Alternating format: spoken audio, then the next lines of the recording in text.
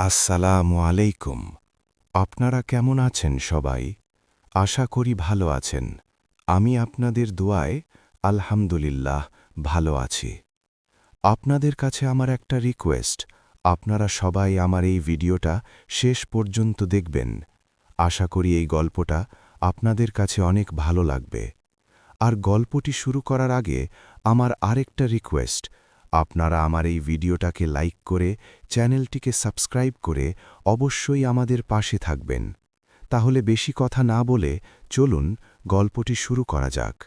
নীলগিরি পাহাড়ের পাদদেশে পরিত্যক্ত চা বাগানের এক প্রান্তে দাঁড়িয়ে থাকা সেই কাঠের ডাকবাংলোটি এখন কেবল একটি পঙ্গু কঙ্কাল মাত্র হয়ে দাঁড়িয়েছিল। একসময় ব্রিটিশ আমলের জাঁকজমকে পূর্ণ এই ঘরটি এখন উইপোকা আর বুনো লতাপাতায় ঢাকা ছিল। ছাদের কিনগুলো মরচে ধরে খসে পড়ছিল, আর ভাঙা দরজার পাল্লাগুলো কোনো বিষণ্ণ স্মৃতির মতো বাতাসে ঝুলছিল। এই একাকিত্বের মাঝেই বাস করতেন বৃদ্ধ রমানাথ, যার অস্তিত্ব কোনো অভিশপ্ত প্রেতাত্মার চেয়ে কম কিছু ছিল না, যিনি নিজেরই তৈরি করা এক নিঃসঙ্গ দ্বীপের বাসিন্দা হয়ে গিয়েছিলেন। উপত্যকার মানুষেরা ওই বাংলোর ত্রিসীমানায় যেতেও ভয় পেত এবং রমানাথকে পাগল বা অলক্ষণে বলে গালমন্দ করত। চা বাগানের শ্রমিকদের ছেলেমেয়েরা দূর থেকে তাকে লক্ষ্য করে কাদা ছুঁড়ত এবং খিলখিল করে হাসতে হাসতে পালিয়ে যেত। তার উস্কো খুস্কো চুল আর ময়লা পোশাক দেখে স্থানীয়রা মুখ ঘুরিয়ে নিত, কারণ তাদের ধারণা ছিল এই উন্মাদ লোকটির ছায়া মাড়ালে তাদের সারাদিনের কাজে অমঙ্গল নেমে আসতে পারে। রমানাথ এই অবজ্ঞাগুলোকে নিজের প্রাপ্য শাস্তি মেনে নিয়েছিলেন এবং কখনো কারো কাছে নিজের দুঃখের কথা প্রকাশ করেননি। প্রতিদিন ভোরবেলা কুয়াশা কাটার আগেই রমানাথ বাংলোর বারান্দায় থাকা একটি পুরনো ভাঙা ইজি চেয়ারে গিয়ে বসতেন। তার হাতে থাকত একটি মরচে ধরা পকেট ঘড়ি, যার কাঁটা দুটি বহু বছর আগে কোনো এক ভয়ঙ্কর রাতে চিরতরে থেমে গিয়েছিল। কিন্তু রমানাথের কাছে ওই স্থির সময়টাই যেন সবচেয়ে বেশি জীবন্ত ছিল। তিনি কোনো শব্দ না করে ঘণ্টার পর ঘণ্টা সেই ঘড়ির দিকে তাকিয়ে বসে থাকতেন। তার ঘোলাটে চোখ দুটি স্থির থাকত, আর ঠোঁক দুটি বিড়বিড় করে কিছু অস্পষ্ট কথা বলে যেত। তার কপালের বলিরেখায় লুকিয়ে থাকা যন্ত্রণাকে কেবল ওই নির্জীব ঘড়িটাই যেন অনুভব করতে পারত। শীতের কনকনে দুপুরে তিনি বাংলোর পেছনে থাকা মরা পাইন গাছটার নিচে গিয়ে দাঁড়াতেন, যার ডালপালাগুলো এখন পুরোপুরি পাতাশূন্য হয়ে গিয়েছিল। জঙ্গল থেকে কাঠ কুড়িয়ে ফেরার পথে পাহাড়ি নারীরা যখন তাকে দেখত, তখন তারা প্রায়ই বিরক্তির চোখে তাকাত। তারা নিজেদের মধ্যে ফিসফিস করে বলত যে এই বুড়োটা এখনও ধুকে ধুকে বেঁচে আছে কেন, অথচ এর তো এই পৃথিবীতে আপন বলতে কেউ আর অবশিষ্ট নেই। রমানাথ এই কথাগুলো শুনতেন, কিন্তু তার মন তখন অন্য কোনো হারানো সময়ের অলিগলিতে পথ হাতড়ে যেত। ২৫ বছর আগের সেই কাল রাতের দৃশ্য আজও তার চোখের সামনে কোনো দুঃস্বপ্নের মতো ভেসে উঠত, যখন বন্যার প্রবল স্রোত তার কাছ থেকে সব কিছু কেড়ে নেওয়ার উপক্রম করেছিল। সেই রাতের গর্জন, জলের তোড় আর নিজের ছোট্ট মেয়ের আর্তনাদ তাকে এখনও শান্তিতে চোখ বুঝতে দিত না। তিনি পুরো উপত্যকাকে বিশ্বাস করিয়ে দিয়েছিলেন যে তিনি এবং তার মেয়ে ওই ভয়াল বন্যায় ভেসে গিয়ে প্রাণ হারিয়েছেন। এটি একটি নিদারুণ সিদ্ধান্ত ছিল, যা তিনি তার আদরের সন্তানের ভবিষ্যৎ বাঁচানোর জন্য নিয়েছিলেন, যাতে সে গ্রামের অত্যাচারী মহাজন ভৈরবলালের লালসার শিকার না হয়। রমানাথের জীবন এখন কেবল একটি অনন্ত প্রতীক্ষা হয়ে গিয়েছিল, এমন এক প্রতীক্ষা যার কোনো শেষ গন্তব্য জানা ছিল না। তিনি নিজের সমস্ত সুখ বিসর্জন দিয়েছিলেন এবং কেবল বুনো ফলমূল আর ঝর্নার জল খেয়েই দিন কাটাতেন। মহাজন ভৈরবলাল বহুবার ওই বাংলোর জমিটা দখল করার চক্রান্ত করেছিল, কিন্তু রমানাথের পাগলামি এবং স্থানীয়দের মনে গেঁথে থাকা অশুভ আত্মার ভয় এই জরাজীর্ণ কাঠামোটিকে বাঁচিয়ে রেখেছিল। তিনি এই পঙ্গু ইমারতটিকে কেবল একটি আশ্রয় নয়, বরং নিজের পিতৃত্বের শেষ স্মৃতিচিহ্ন মনে করতেন। উপত্যকায় হঠাৎ একটি গুঞ্জন ছড়িয়ে পড়ল, কারণ খবর এসেছিল যে রাজধানী থেকে কোনো এক বড় সরকারি কর্মকর্তা ওই এলাকায় পরিদর্শনে আসছেন। স্থানীয়রা বলাবলি করছিল যে তিনি খুব ক্ষমতাশালী এবং এখানে একটি আধুনিক হাসপাতাল তৈরি করার জন্য জায়গা খুঁজছেন। রমানাথ ভাঙা জানালার ফাঁক দিয়ে পাহাড়ের আঁকাবাঁকা রাস্তায় গাড়ির হেডলাইট দেখলেন। তার বুকের ভেতর হঠাৎ একটা তোলপাড় শুরু হয়ে গেল, যেন বহু বছর ধরে বরফের নিচে চাপা পড়ে থাকা কোনো সুপ্ত বীজ আবার অঙ্কুরিত হওয়ার চেষ্টা করছিল। যেমন যেমন অন্ধকার ঘন হয়ে এলো, চারপাশের পাহাড়ি কুয়াশা আরও গাঢ় ও রহস্যময় হয়ে উঠল, যা রমানাথের জীবনের শেষ অধ্যায়ের প্রতীক মনে হচ্ছিল। তিনি নিজের দুর্বল ও কাঁপা হাতে একটি পুরনো হারিকেন জ্বালালেন এবং সেটিকে বাংলোর প্রবেশদ্বারে ঝুলিয়ে রাখলেন। কনকনে উত্তরে হাওয়ায় হারিকেনের আলো কাঁপছিল, কিন্তু সেটি নিভে গেল না। রমানাথের মনে হল আজ রাতের বাতাস কিছু আলাদা, যেন প্রকৃতি কিছু একটা ইশারা করছে, বা ভবিতব্য নিজের কোনো পুরনো হিসাব চুকিয়ে দেওয়ার জন্য পা ফেলে এগিয়ে আসছে। বাংলোর ভেতরের নিস্তব্ধতা এতটাই ভারী ছিল যে রমানাথ নিজের হৃৎপিণ্ডের ধুকপুকানি শুনতে পাচ্ছিলেন। তিনি ঘরের মেঝেতে জমে থাকা শুকনো পাতার দিকে তাকালেন এবং ভাবলেন, এই ঘরে কি আর কখনো কোনো শিশুর খিলখিল হাসি শোনা যাবে? তার মনে বারবার সেই একই দ্বন্দ্ব আছয়ে পড়ছিল, যে তার এই আত্মত্যাগ কি আদেও কোনো কাজে এসেছে। তিনি নিজের পিতৃত্বের পরিচয় মুছে দিয়ে যে কুড়িটিকে দূরে ভাসিয়ে দিয়েছিলেন, সেটি কি এখন একটি শক্তপোক্ত মহিরূপ হয়ে ফিরে আসছে, নাকি স্রোতের তোড়ে কবেই হারিয়ে গেছে? বৃদ্ধ রমানাথ নিজের ময়লা চাদরের খুঁট দিয়ে চোখের কোণ মুছলেন এবং আবার নিজের নীরব আরাধনায় তলিয়ে গেলেন। তিনি জানতেন যে সময়ের হিসাব অত্যন্ত নিখুঁত, আর যে বীজ রোপণ করা হয়েছে তার ফল একদিন ফলবেই। সেটা ভৈরবলালের অবিচার হোক বা তার নিজের এই কঠোর সন্ন্যাস। সত্যের প্রহর খুব কাছাকাছি চলে এসেছিল। তিনি স্থির হয়ে চোখ বন্ধ করলেন এবং সেই পরিচিত পদধ্বনির অপেক্ষা করতে লাগলেন, যা হয়তো তার জীবনের সমস্ত কুয়াশা দূর করে দিতে চলেছিল।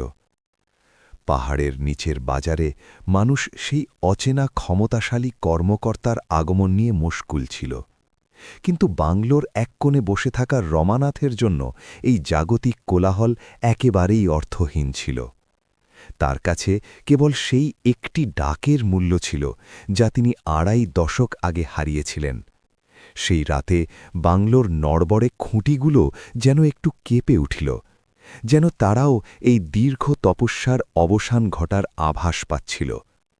রমানাথ অনুভব করলেন যে পাহাড়ি বাতাসের সাথে মিশে একটি অস্পষ্ট স্বর তার কানে ভেসে আসছে, যেন কেউ তাকে বাবা বলে খুঁজছে। এটি হয়তো তার দীর্ঘদিনের একাকিত্বের ভ্রম ছিল, অথবা তার অন্তরাত্মার প্রতিধ্বনি, কিন্তু এটি তাকে এক অদ্ভুত স্বস্তি এনে দিল। তিনি সিদ্ধান্ত নিলেন যে যাই ঘটুক না কেন, তিনি নিজের আসল রূপ ততক্ষণ উন্মোচন করবেন না যতক্ষণ না তিনি পুরোপুরি নিশ্চিত হচ্ছেন যে তার মেয়ের ওপর আর কোনো কালো ছায়া নেই। তার এই দীর্ঘ পরীক্ষা এখন একেবারে শেষ ধাপে এসে দাঁড়িয়েছিল, এবং অসীম ধৈর্যই ছিল তার একমাত্র ঢাল। রাতের শেষ প্রহরে বাংলোর বারান্দার পচা কাঠের পাটাতনে ভারী জুতোর শব্দে নিস্তব্ধতা খান খান হয়ে গেল। রমানাথ চমকে উঠে সোজা হলেন। তার শরীর জরাজীর্ণ হওয়া সত্ত্বেও একটি অদ্ভুত তেজে পূর্ণ হয়ে উঠল। তিনি হারিকেনটি নামিয়ে নিলেন এবং ধীরে ধীরে দরজার দিকে পা বাড়ালেন।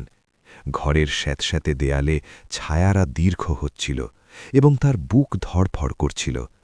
তার মনে হল যুগের পর যুগ ধরে চলা এই অপেক্ষার প্রহর আর মাত্র কয়েক মুহূর্তের মধ্যেই ফুরিয়ে যাবে এবং আসল সত্যিটা আয়নার মতো পরিষ্কার হয়ে উঠবে। অন্ধকার পথটুকু পেরোনোর সময় তার পুরনো দিনগুলোর কথা মনে পড়তে লাগল, যখন এই ঘরটা আনন্দের কলকাকলিতে মুখরিত ছিল।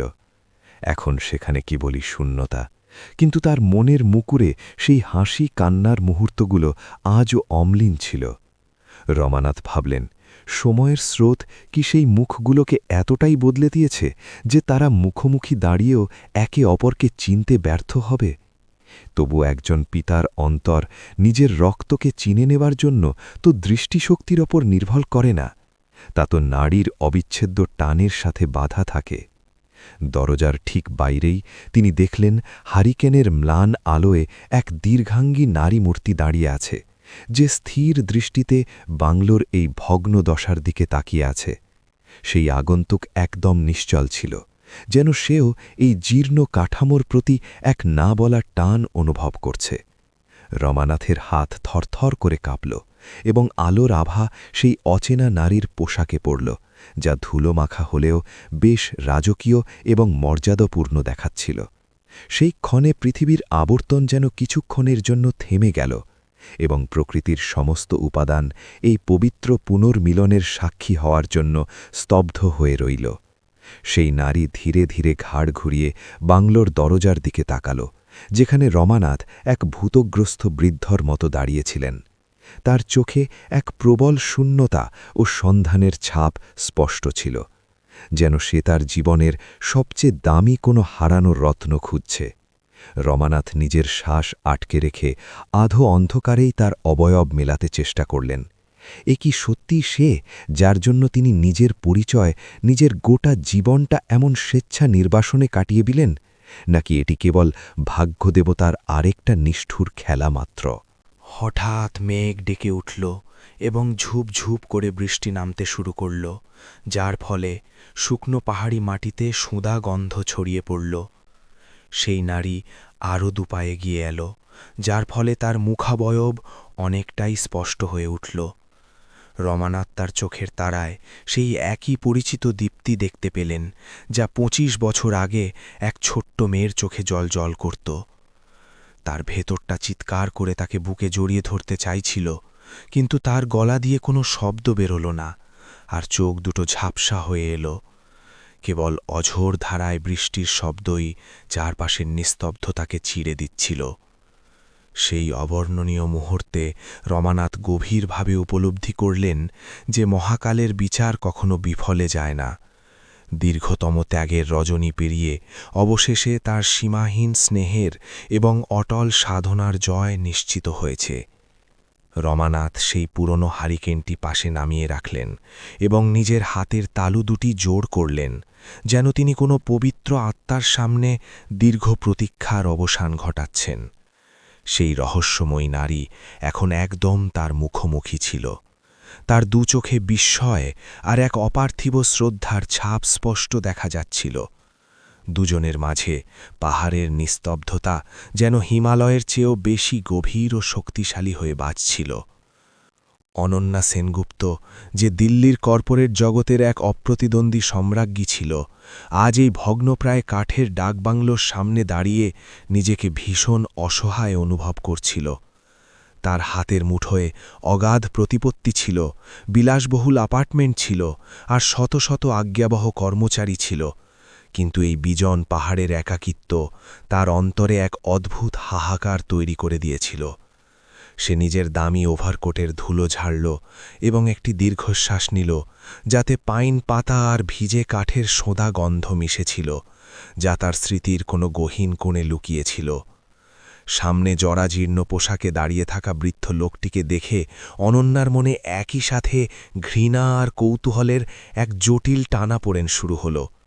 সে গম্ভীর গলায় জানতে চাইল যে এই পরিত্যক্ত বাংলোয় তার কাজ কি, এবং তিনি কি অবগত আছেন যে এই সঙ্গল এখন সরকারি প্রজেক্টের আওতায় চলে এসেছে। রমানাথ কোনো বাক্য ব্যয় করলেন না, কেবল নিজের ঘোলাটে কিন্তু স্থির চোখে তাকে দেখতে থাকলেন, যেন তিনি তার সমস্ত আভিজাত্যের ওপারে তার শৈশবকে খুঁজছেন।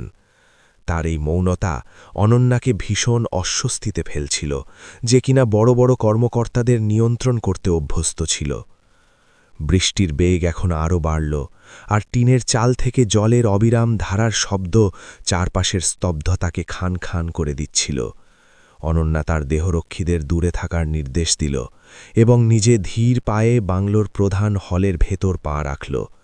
মেঝের ধুলো আর ঝরা পাতার ওপর তার স্টাইলিশ বুটের ছাপ ফুটে উঠছিল, যাই ঐতিহাসিক কাঠামোর শেষ অস্তিত্বকে যেন চ্যালেঞ্জ জানাচ্ছিল। তার মনে হল যেন ঘরের প্রতিটি কড়িবর্গা আর জানালার প্রতিটি কাঁচ তাকে দেখছে এবং তার এই অনধিকার প্রবেশে কোনো নীরব হাহাকার করছে। রমানাথ নিঃশব্দে তার পিছু পিছু এলেন। তার চটির ঘষরানো শব্দ পাথরের মেঝেতে প্রতিধ্বনি তুলছিল। সেই আওয়াজ অনন্যার মস্তিষ্কে কোনো পুরনো ঘুমপাড়ানি সুরের মতো বাজছিল, যা তার মনের কোনো রুদ্ধ দরজায় করাঘাত করছিল। সে ঘুরে দেখল যে সেই বৃদ্ধ তাকে কোনো অনাহুত আগন্তুকের মতো নয়, বরং সেইভাবে দেখছে যেভাবে কোনো শিল্পী তার বহু বছর আগে হারিয়ে ফেলার শ্রেষ্ঠ কাজটিকে ফিরে দেখছে। হলের কোণে একটি পুরনো পিয়ানো পড়েছিল, যার চাবিগুলো উইপোকার কবলে চলে গিয়েছিল, আর সেটির উপর ধুলোর পুরু আস্তরণ পড়েছিল। অনন্যা সেটি লক্ষ্য করল, এবং হঠাৎ তার মনের পর্দায় ভেসে উঠল যে খুব ছোটবেলায় সে এই পিয়ানোর টুংটাং শব্দে নাচত। একটি অস্পষ্ট স্মৃতি তার চোখের সামনে খেলে গেল, এক স্নেহময়ী মানুষ আর এক নারী যে তাকে দুহাতে জড়িয়ে ধরে গান গাইছে। তার মাথা ঝিমঝিম করতে লাগল এবং সে নিজেকে সামলাতে পাশের একটি পুরনো বুকশেলফ ধরল। কাঠের স্পর্শ কনকনে ঠান্ডা ছিল, কিন্তু অনন্যার মনে হল যেন সেখান থেকে কোনো চেনা উষ্ণতা তার শরীরে সঞ্চারিত হচ্ছে। সে লক্ষ্য করল যে শেলফের গায়ে খোদাই করা ছোট ছোট কিছু দাগ রয়েছে, যা হয়তো কোনো শিশুর বয়স বাড়ার সাথে সাথে তার উচ্চতা মাপার চিহ্ন। সবচেয়ে ওপরের দাগটির পাশে ছোট করে অণু লেখা ছিল, যা দেখে তার হৃৎপিণ্ড ক্ষণিকের জন্য থেমে গেল। এটি তার শৈশবের আদরের ডাকনাম ছিল, যা সে আধুনিক দুনিয়ার সাফল্যের ইঁদুর দৌড়ে বহুকাল আগে কবর দিয়ে এসেছিল এবং ভুলেই গিয়েছিল। তার সহকারী মুখার্জি ফাইল হাতে ভেতরে ঢুকে বলতে লাগল যে ম্যাম, আমাদের এই এলাকা আগামী সপ্তাহের মধ্যে পরিষ্কার করতে হবে। সে জানালো যে কন্ট্রাক্টররা এখানে পর্যটন কেন্দ্র তৈরির জন্য পুরোপুরি প্রস্তুত, এবং এই ভবঘুরে বুড়োটি আসলে একজন অনুপ্রবেশকারী, যাকে জোর করে বের করে দেওয়া দরকার। অনন্যা মুখার্জির কথা কানেই নিল না, এবং তার পুরো মনোযোগ রমানাথের সেই জীর্ণ হাত দুটির ওপর ছিল, যা নিজের মূর্ছে ধরা ঘড়িটিকে শক্ত করে ধরে রেখেছিল। রমানাথ প্রথমবার নিজের কণ্ঠস্বর বের করলেন এবং খুব শান্ত কিন্তু গম্ভীর স্বরে বললেন যে মা, এই ঘরটির প্রাণ কেড়ে নিও না, এখানে অনেক মমতা আগলে রাখা আছে। তার কণ্ঠে এমন এক অমোঘ টান আর দাবি ছিল যে অনন্যা মুহূর্তের জন্য নিজের সমস্ত পেশাদারী বুদ্ধি হারিয়ে ফেলল। সে ভাবল, এই অতি সাধারণ বৃদ্ধটির এতটা স্পর্ধা কোত্থেকে আসে যে তিনি তাকে মা বলে সম্বোধন করেন, অথচ তার সাথে তার কোনো জানাশোনাই নেই। তবুও সে তাকে তিরস্কার করতে পারল না এবং স্তব্ধ হয়ে দাঁড়িয়ে রইল। সে বিস্মিত হয়েছিল যে এই শীর্ণকায় বৃদ্ধটি শেষমেশ তাকে মা বলে ডাকার সাহস কি করে অর্জন করলেন, অথচ তিনি তাকে চেনেনই না। তবুও সে কোনো কঠোর কথা বলতে পারল না এবং নিশ্চল হয়ে দাঁড়িয়ে রইল। বাইরে পাহাড়ের কিছু মানুষ কৌতূহলী হয়ে ভিড় করছিল যে এই প্রভাবশালী শহরের মেম সাহেব এই পাগল লোকটির সাথে কি করছে। মহাজন ভৈরব লালও নিজের কিছু অনুচর নিয়ে সেখানে পৌঁছে গিয়েছিল। তার চোখে জমি হাতিয়ে নেওয়ার লালসা স্পষ্ট ফুটে উঠছিল। সে চাইছিল অনন্যা যত দ্রুত সম্ভব উচ্ছেদ নোটিসে স্বাক্ষর করে দেয়, যাতে সে নিজের স্বার্থ সিদ্ধি করতে পারে এবং রমানাথকে চিরতরে এখান থেকে তাড়িয়ে দেওয়া যায়। অনন্যা অনুভব করল যে এই বাংলোর অন্দরের পরিবেশ বাইরের জগৎ থেকে সম্পূর্ণ বিচ্ছিন্ন ছিল, যেন এখানে ইতিহাস থমকে দাঁড়িয়েছে। সে পাশের একটি ছোট্ট ঘরের পাল্লা ঠেলল, যা হয়তো একসময় শোভা ঘর ছিল, যেখানে কেবল ধুলোবালি আর ভাঙা আসবাবের স্তূপ। জানালার কোণে একটি ছোট্ট মাটির পুতুল রাখা ছিল, যা দেখেই অনন্যার হাত কাঁপতে শুরু করল। সে সেটি হাতে তুলে নিল এবং তার চোখ জলে ভিজে আসল, কারণ সেটি তার ছোটবেলার সবচেয়ে প্রিয় সাথী ছিল। সে পেছনে ঘুরে রমানাথের দিকে তাকাল এবং রুদ্ধ কণ্ঠে জিজ্ঞেস করল যে এই সমস্ত কিছু এখানে কিভাবে সংরক্ষিত আছে এবং তিনি তার সম্পর্কে ঠিক কি জানেন। রমানাথ কেবল এক চিলটে ম্লান হাসলেন এবং বললেন যে বাবা কখনো নিজের কলিজার টুকরোকে ভুলে যায় না, চাই সে দুনিয়ার কাছে মৃত বলে পরিচিত হোক না কেন। অনন্যার চেতনা অবশ হয়ে আসছিল। সে বুঝে উঠতে পারছিল না যে সেই কোনো নিষ্ঠুর বাস্তবতার মুখোমুখি নাকি কোনো অবিশ্বাস্য রূপকথার অংশ হয়ে গেছে। মুখার্জি আবার মাঝপথে বাগড়া দেওয়ার চেষ্টা করল এবং বলল যে ম্যাম, এই লোকটির মাথা ঠিক নেই, আমাদের বাস সইটা করে এখান থেকে বেরিয়ে যাওয়া উচিত। অনন্যা তীব্র রাগে মুখার্জিকে সেখান থেকে বেরিয়ে যেতে বলল এবং বাংলোর সমস্ত প্রবেশপথ বন্ধ করে দেওয়ার নির্দেশ দিল। সে এখন একা এই অতিমানবীয় ধৈর্যশীল বৃদ্ধের সাথে ছিল, যে তার ফেলে আসা অস্তিত্বের চাবিকাঠি ধরে দাঁড়িয়েছিল। তার মনে হল সে নিজের আভিজাত্যের শিখর থেকে আছড়ে পড়ে ধুলোমাখা বাস্তবতায় এসে দাঁড়িয়েছে। রমানাথ তাকে বাংলোর সেই পেছনের বারান্দায় নিয়ে যাওয়ার ইঙ্গিত দিলেন যেখানে বর্ষার ঢল নামার চিহ্ন আজও স্পষ্ট হয়ে আছে। সেখানে দাঁড়িয়ে অনন্যা হঠাৎ সেই ২৫ বছর আগের কালরাতের তর্জন অনুভব করতে লাগল। তার মনে পড়ল কিভাবে তাকে একটি পাটের বস্তায় পুরে উঁচুতে গাছের ডালে তুলে দেওয়া হয়েছিল। সে নিজের বাবার চিৎকার শুনেছিল, যে তাকে শক্ত করে ধরে থাকতে বলছিল, এবং নিজে পানির প্রবল তোড়ে তলিয়ে যাচ্ছিলেন। সে ডুঁকরে কেঁদে উঠল। রমানাথ তার কাছে এগিয়ে এলেন এবং নিজের খসখসে হাত তার মাথায় রাখলেন, যার স্পর্শে অনন্যা এক অলৌকিক প্রশান্তি অনুভব করল। তিনি বললেন যে সেই রাতে আমি তোমাকে জমের দুয়ার থেকে ফিরিয়ে এনেছিলাম, কিন্তু নিজের পরিচয় দুনিয়ার কাছে শেষ করে দিয়েছিলাম। তিনি জানালেন কিভাবে বংশের কিছু লোক টাকার লোভে তাদের ডুবিয়ে মারতে চেয়েছিল, এবং তিনি কেবল একজন নীরব প্রহরী হয়ে এখানে দিন গুনছিলেন। অনন্যা এখন দিব্যচক্ষে দেখতে পেল যে যাকে সে একজন জরাজীর্ণ বৃদ্ধ মনে করছিল, তিনি ছিলেন তার জীবনের শ্রেষ্ঠ নির্মাতা। ভৈরবলাল বাইরে থেকে দরজায় ধাক্কা দিচ্ছিল। সে আতঙ্কিত হচ্ছিল পাছে অনন্যা সব জেনে ফেলে। সে চিৎকার করে বলল যে ম্যাডাম, ওই বুড়োর মায়াজালে ফেসবেন না, ও তুকতাক জানে, ও ডাইনি। কিন্তু অনন্যা এখন সত্যের শিখরে পৌঁছে গিয়েছিল, এবং সে বুঝতে পেরেছিল যে তার আসল প্রতিপক্ষ বাইরে দাঁড়িয়ে আছে, এই পবিত্র বাংলোর ভেতরে নয়। তার ক্রোধ এখন দাবানলের মতো ফেটে পড়ার জন্য প্রস্তুত ছিল। অনন্যা সেনগুপ্ত নিজের সমস্ত আভিজাত্য বিসর্জন দিয়ে রমানাথের ধুলোমখা পায়ের ওপর লুটিয়ে পড়ল, এবং তার পায়ের তলার মাটি নিজের মাথায় ঠেকাল, যা এক ভাগ্যবঞ্চিত কন্যার জন্য তার পিতার প্রতি অর্পিত শ্রেষ্ঠ শ্রদ্ধার্ঘ্য। অনন্যা প্রতিজ্ঞা করল যে সে এখন এই ডাকবাংলোর একটি কাঠও সরতে দেবে না, এবং যারা তার পিতার সাথে এই নিষ্ঠুরতা করেছে তাদের নিজেদের কৃতকর্মের ফল ভোগ করতে হবে। সে গভীরভাবে অনুভব করল যে তার বিপুল বৈভবের কোনো মূল্য নেই যদি সে নিজের মূল আর নিজের পিতার এই চরম বিসর্জনকেই চিনে নিতে না পারে। রমানাথের ঘোলাটে চোখে আজ আনন্দের অশ্রু বাঁধ মানল না। তার মনে হল দীর্ঘ ২৫ বছরের নিঃশব্দ সাধনা আজ পূর্ণতা পেল। তিনি অনন্যাকে পরম মমতায় কাছে টেনে নিলেন, এবং সেই ক্ষণটি এমন এক মাধুর্যে ভরে গেল যেন যুগের পর যুগ ধরে জমে থাকা সমস্ত তিমির আর বিচ্ছেদ এক নিমিষেই বিলীন হয়ে গেল। বাংলোর জীর্ণ দেয়ালগুলোও যেন এই মিলনের সাক্ষী হয়ে এক অলৌকিক ধ্বনি তুলল, আর বাইরের অবিরাম বর্ষণ এখন এক পবিত্র আশীর্বাদের মতো ঝরে পড়ছিল। নিয়তির চাকা ঘুরে গিয়েছিল এবং সত্যের ক্ষণ উপস্থিত হয়েছিল।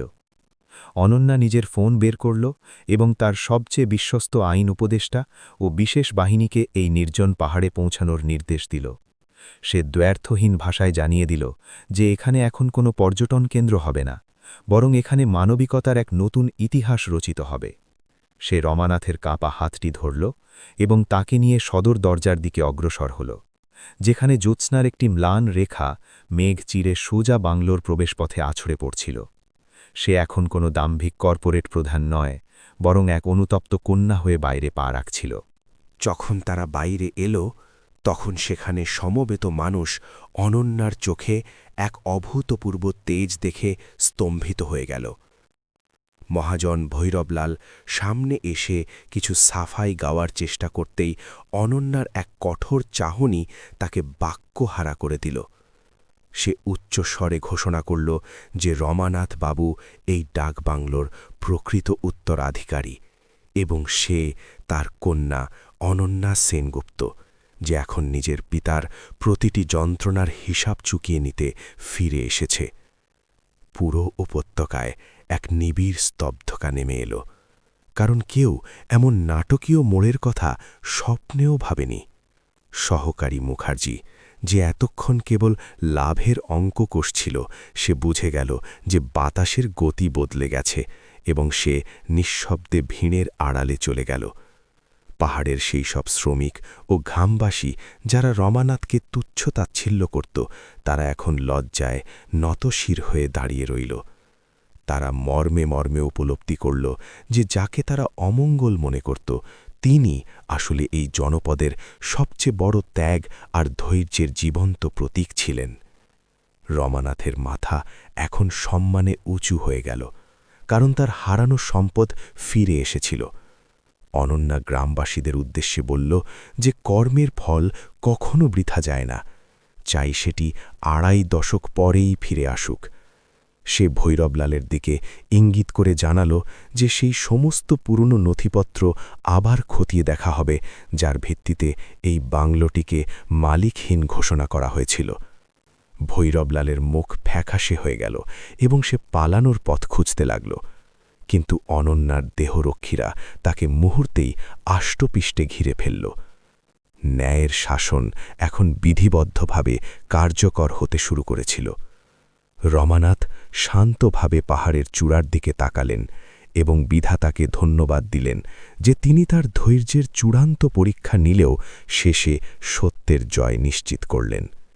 তিনি অনন্যাকে বললেন যে এখন তার কোনো রাজপ্রাসাদের লালসা নেই, শুধু চান যে এই বাংলোতে আবার সেই পুরনো দিনের আভিজাত্য ফিরে আসুক, যা একসময় তার পরিবারের গর্ব ছিল। অনন্যা স্মিত হাস্যে কথা দিল যে সে এই পঙ্গু বাংলোটিকে আবার এক স্বর্গের টুকরোয় পরিণত করবে, যেখানে কেবল সুখের বাস হবে। সেই রাতে বাংলোতে 25 বছর পর আবার আলো জ্বালানো হলো, এবং এবার সেই আলোকসজ্জা কেবল উৎসবের জন্য ছিল না, বরং অন্ধকারের অবসানের স্মারক ছিল।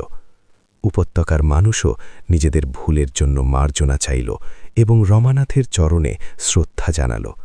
অনন্যা এখন বুঝতে পারল যে প্রকৃত ঐশ্বর্য ব্যাংক ব্যালেন্সে নয়, বরং সেই নারীর টানে থাকে যেগুলোকে সে প্রায় বিসর্জন দিয়েছিল। এটি তার জীবনের শ্রেষ্ঠ অর্জন ছিল, যা সে তার পিতার আশ্রয় খুঁজে পেয়েছিল। অনন্যা নিজের বাবার হাত ধরে তাকে সেই পুরনো কাঠের ইজি চেয়ারে বসালো, যা এখন ধুলোয় ধূসরিত ছিল। তার চোখে অনুশোচনার অশ্রু ছিল, কারণ সে এত বছর ধরে নিজের বাবাকে মৃত জেনে বিদেশের আয়েশি জীবন কাটাচ্ছিল।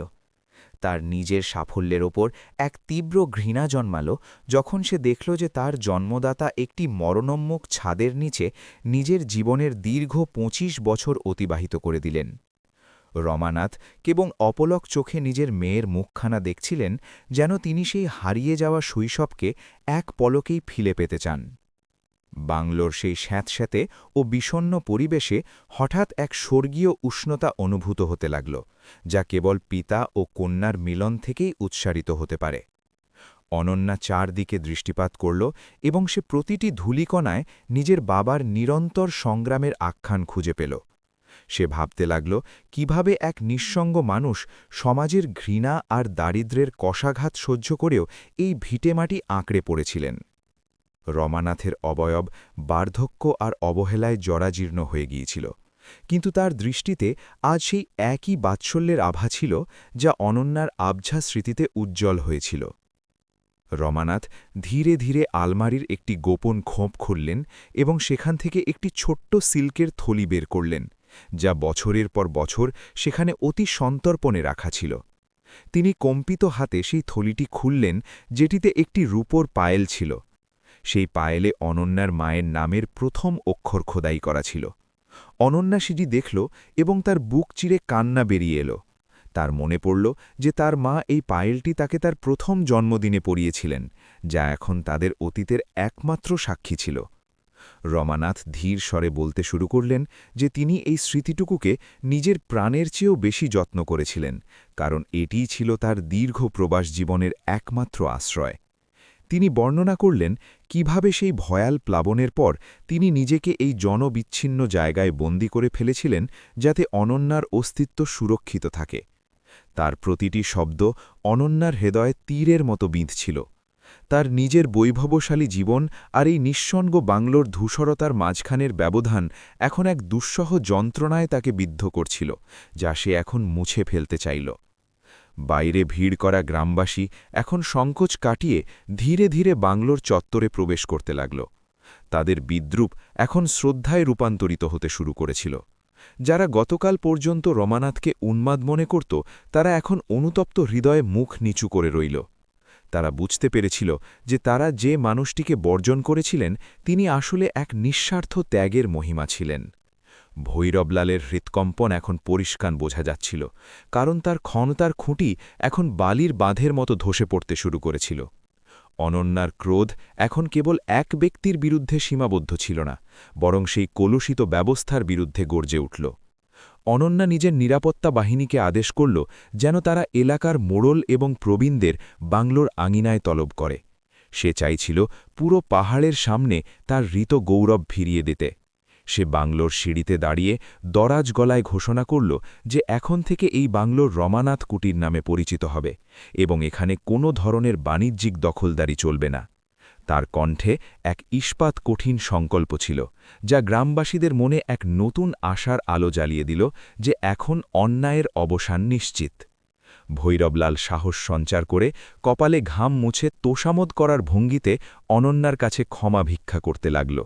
সে কাপা কাপা গলায় বলল যে সে এই সত্য ঘুণাক্ষরেও জানত না, আর সে তো কেবল বাংলোটির রক্ষণাবেক্ষণের জন্য জমিটি নিতে চেয়েছিল। অনন্যা তাকে থামিয়ে দিল এবং জানাল যে তার কুৎসিত লোভ তার প্রতিটি কৈফিয়তকে মিথ্যা প্রমাণ করছে। অনন্যা তাকে হুঁশিয়ারি দিল যে তার প্রতিটি প্রতারণার বিচার আইনি পথে হবে এবং তাকে নিজের অন্যায়ভাবে অর্জিত সম্পদের প্রতিটি কণা হারাতে হবে। রমানাথ অনন্যাকে শান্ত হতে বললেন এবং বললেন যে ঘৃণা থেকে কখনো মুক্তি আসে না, কর্মফল নিজের গতিতেই পৌঁছাবে। তার বক্তব্যে সেই প্রাচীন মূল্যবোধের ছায়া ছিল, যেখানে প্রতিহিংসার চেয়ে ক্ষমাকেই শ্রেষ্ঠ মনে করা হয়। কিন্তু অনন্যার ধ্রুব বিশ্বাস ছিল যে সত্যের প্রতিষ্ঠা ছাড়া ক্ষমার কোনো সার্থকতা নেই। সে নিজের বাবাকে আশ্বস্ত করল যে সে কারো প্রতি অবিচার করবে না, কিন্তু যা অন্যায় হয়েছে তার সংশোধন করা তার পবিত্র দায়িত্ব। বাংলোর প্রতিটি অলিন্দে এখন ন্যায়ের সুর প্রতিধ্বনিত হতে লাগল। অনন্যা নিজের আইনজোট খোলার নির্দেশ দিল এবং জানাল যে এলাকার সমস্ত পুরনো দস্তাবেজ আবার পরীক্ষা করা হবে। তার প্রবল সন্দেহ ছিল যে ভৈরবলাল জালিয়াতি করে সাধারণ মানুষের জমি গ্রাস করেছে।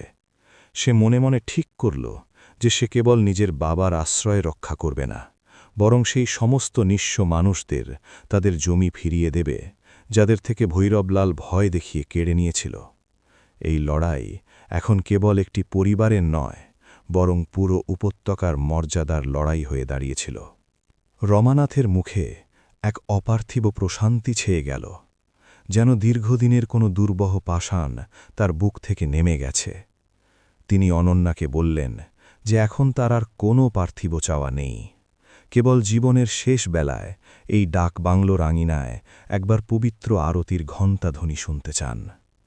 অনন্যা কালক্ষেপণ না করে উপত্যকার প্রাচীন মন্দিরের পুরোহিতকে সংবাদ পাঠাল এবং বাংলোর অসুচি দূর করতে এক মহাযজ্ঞের আয়োজন করার আদেশ দিল।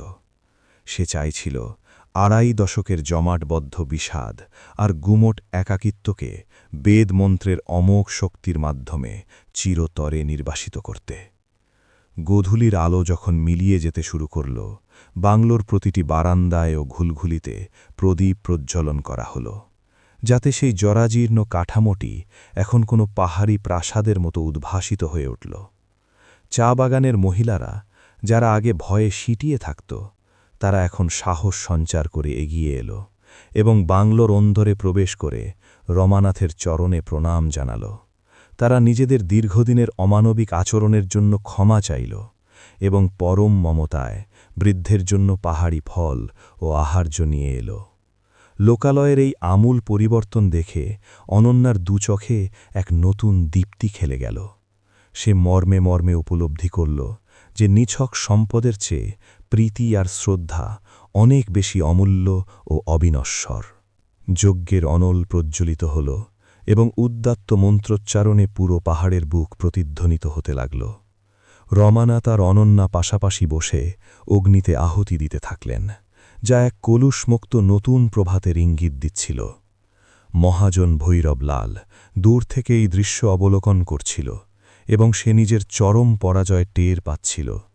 সে বুঝতে পেরেছিল যে মিথ্যার জাল বুনে মানুষকে আর বেশি দিন পদানত রাখা সম্ভব নয়। ন্যায়ের এই পুণ্য আলোকোচ্ছটা এখন পাহাড়ের প্রতিটি কুটিরে পৌঁছতে চলেছিল, যার ফলে দীর্ঘদিনের অন্ধকার বিদায় নিতে উদ্যত ছিল। অনন্যা অনুভব করল যে এই বাংলোর কাঠে কাঠে যে নিস্তব্ধ রোদান ছিল তা এখন এক স্বর্গীয় সুসময়ে রূপান্তরিত হয়েছে। সে নিজের শেকড়ের টানে ফিরে এসে যে অলৌকিক প্রশান্তি লাভ করল তা সে দিল্লির কর্পোরেট জগতের কোটি টাকার চুক্তিতে কখনো খুঁজে পায়নি। সে নিজের পিতার দিকে অপলক দৃষ্টিতে তাকিয়ে রইল, যিনি সম্পূর্ণ আধ্যাত্মিক মগ্নতায় বিভোর ছিলেন, এবং সে মনে মনে শপথ নিল যে অবশিষ্ট জীবনে সে তাকে আর কখনো একাকিত্বের গহ্বরে বিসর্জন দেবে না। এই বন্ধন এখন কেবল জন্মসূত্রের নয়, বরং জীবন যুদ্ধ ও সত্যের জয়ের এক মহিমান্বিত উপাখ্যান হয়ে দাঁড়াল। পার্ট 1। রাতের নিবিড়তায় যখন পুরো উপত্যকা তন্দ্রাচ্ছন্ন হয়ে পড়ল, অনন্যা আর রমানাথ বংলোর ছাদে গিয়ে বসলেন। তারা নিজেদের স্মৃতির সিন্দুক উন্মোচন করলেন, যা ২৫ বছর ধরে মহাকালের ধুলোর নিচে চাপা পড়েছিল।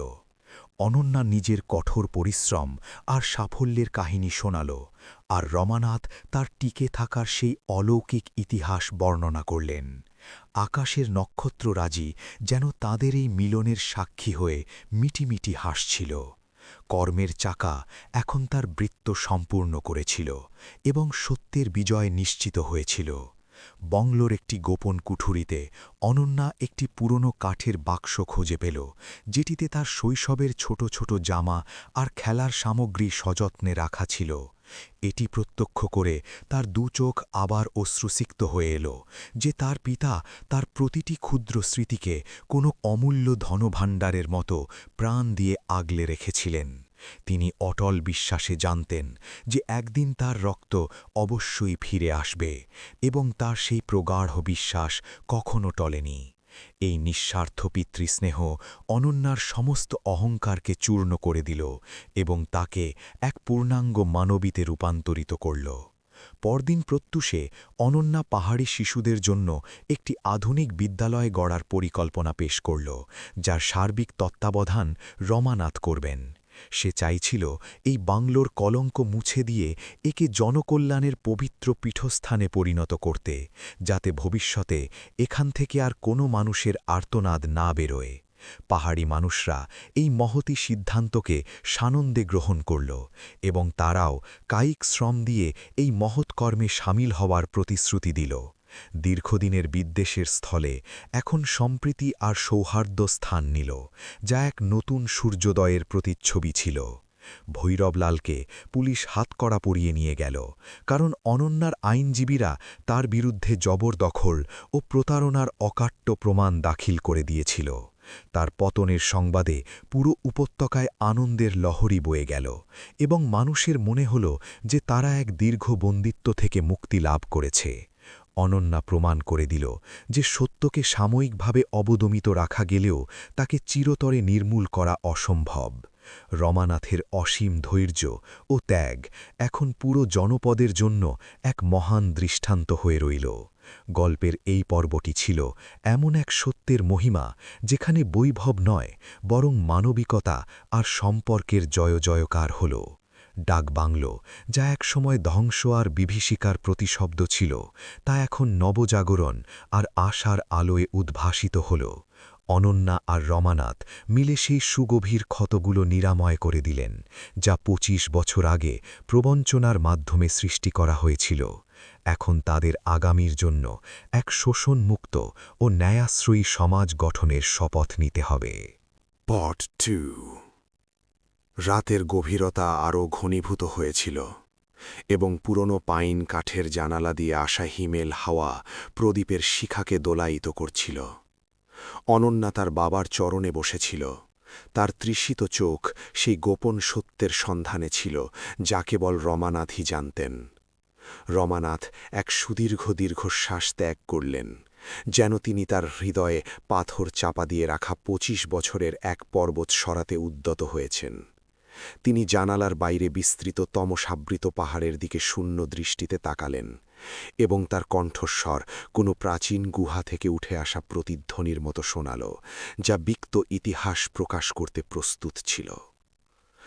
মা, এই ডাকবাংলো একসময় বসন্তের গানে মুখরিত ছিল, কিন্তু লিপসা একে শ্মশানের একাকিত্বে ঢেকে দিল। রমানাথ কাঁপতে কাঁপতে গলায় শুরু করলেন, তিনি জানালেন যে অনন্যার মায়ের আকস্মিক মৃত্যুর পর তাদের নিকটাত্মীয়রাই রক্তপিপাসু হয়ে উঠেছিল। ভৈরবলাল, যে তারই দূর সম্পর্কের আত্মীয় ছিল, তার লোলুপ দৃষ্টি ছিল এই চা বাগান আর বাংলোর বিশাল সম্পত্তির ওপর। তারা জানত যে উত্তরাধিকারী বেঁচে থাকলে এই সাম্রাজ্যের অধিপতি হওয়া সম্ভব নয়। ষড়যন্ত্রের জাল বিছানো শুরু হয়েছিল সেই লগ্ন থেকেই। সেই বিভীষিকাময় রাতের কথা স্মরণ করতেই রমানাথের চোখ দুটি পাথরের ন্যায় স্থির হয়ে গেল। যখন পুরো উপত্যকা সুপ্ত ছিল, হঠাৎ বাংলোর চারপাশ থেকে লেলিহান শিখা আকাশ স্পর্শ করতে লাগল, আর বিষাক্ত ধোঁয়ায় নিঃশ্বাস নেওয়াই দায় হয়ে পড়ল। অনুগত ভৃত্যদের আগেই অর্থ দিয়ে হাত করা হয়েছিল, অথবা তারা এই পৈশাচিক ষড়যন্ত্রের অংশীদার ছিল। রমানাথ দেখলেন যে সদর দরজা বাইরে থেকে আগল দেওয়া ছিল, আর জানালার গ্রিলগুলো অটল ছিল। তিনি অচিরেই উপলব্ধি করলেন যে এটি কোনো দৈব দুর্ঘটনা ছিল না, বরং তাকে এবং তার অবোধ শিশুকে জীবন্ত দহন করার এক সুপরিকল্পিত নীল নকশা ছিল। আগুনের তাপ শোবার ঘর পর্যন্ত গ্রাস করতে আসছিল, আর ছোট্ট অনন্যা ধোঁয়ায় চৈতন্য হারাতে বসেছিল। রমানাথ সেদিন সেই অপরাজেয় পিতৃশক্তির পরিচয় দিলেন, যা স্বয়ং কালকেও রুখে দিতে পারে। তিনি একটি লোহার আলমারিকে প্রচণ্ড বেগে ধাক্কা দিয়ে পেছনের বারান্দার ঘুণে ধরা কাঠের দরজাটি ভেঙে ফেলেন। তিনি অনন্যাকে নিজের গায়ের পশমি চাদরে নিবিড়ভাবে জড়ান এবং তাকে নিচের ঘন ঝোপের মধ্যে সন্তর্পণে নিক্ষেপ করেন।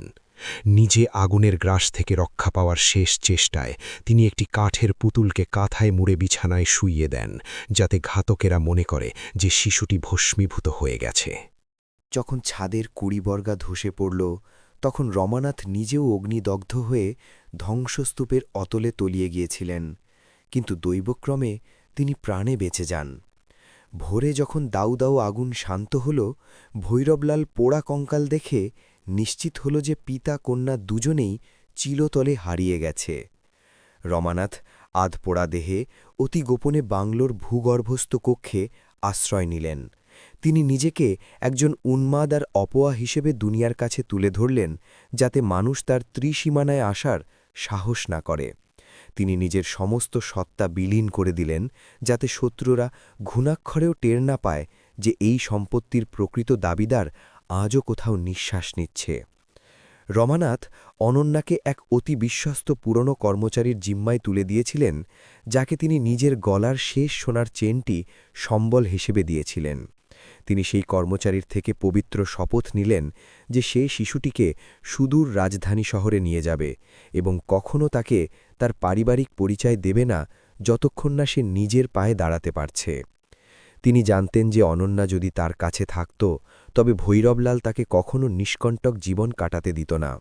একজন পিতার জন্য নিজের আদরের কন্যাকে অন্যের হাতে সঁপে দেওয়া মরণের চেয়েও বেশি যন্ত্রণার ছিল, কিন্তু তিনি এই আত্মবলিদান দিয়েছিলেন যাতে তার সন্তান এক কণ্টকহীন ও নিরাপদ পৃথিবীতে বেড়ে উঠতে পারে। বছরের পর বছর তিনি এই জরাজীর্ণ বাংলোর অন্ধকার গহ্বরে অভুক্ত ও তৃষ্ণার্ত কাটিয়েছেন, কেবল অলক্ষ শক্তির উপর আস্থা রেখে।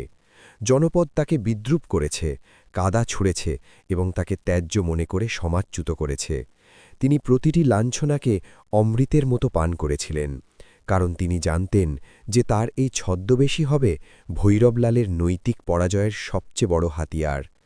তিনি এক নির্বাক সাক্ষী হয়ে দেখছিলেন কিভাবে তার চোখের সামনে তার তিলে তিলে গড়া বাগান লুট করা হচ্ছে, কিন্তু তার বিশ্বাস পাহাড়ের মতো অটল ছিল যে মহাকাল একদিন বিচার অবশ্যই করবে। রাজধানী থেকে আসা পুরনো খবরের কাগজগুলোতে যখন তিনি অনন্যার অভাবনীয় সাফল্যের কথা পড়তেন, তখন তার বুকের ভেতরের ক্ষতগুলো যেন জুড়িয়ে যেত।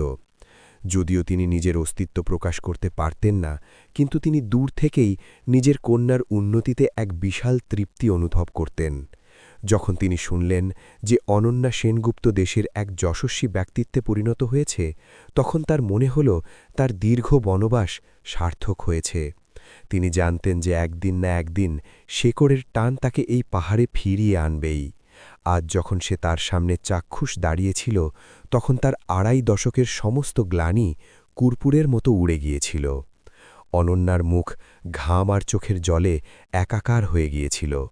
সে কিছুতেই বিশ্বাস করতে পারছিল না যে তার জন্মদাতা তার জন্য এত বড় আত্মত্যাগ স্বীকার করেছেন। সে নিজেকে অপরাধী মনে করছিল, কারণ সে শহরের কাঁচের প্রাসাদে বিলাসিতায় থাকত, অথচ তার রক্ষাকর্তা এখানে মানবেতর পরিস্থিতিতে পলে পলে দিন কাটিয়েছেন। পার্ট 4। সে রমানাথের পা নিজের চোখের জলে ভিজিয়ে দিল এবং বারবার ক্ষমা প্রার্থনা করতে লাগল।